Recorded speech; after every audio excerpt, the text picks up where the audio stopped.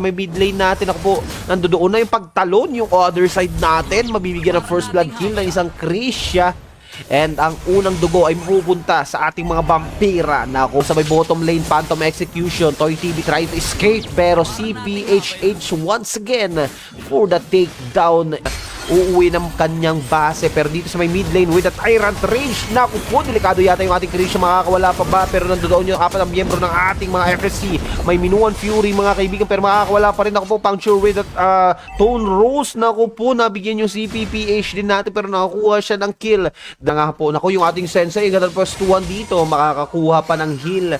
At ngayon na magkakaroon ng team battle sa may bottom lane, Tyrant Range gamit dito ng ating Papa Ray Ray. Pero naku po, delikado yung ating real world manipulation with the final slash.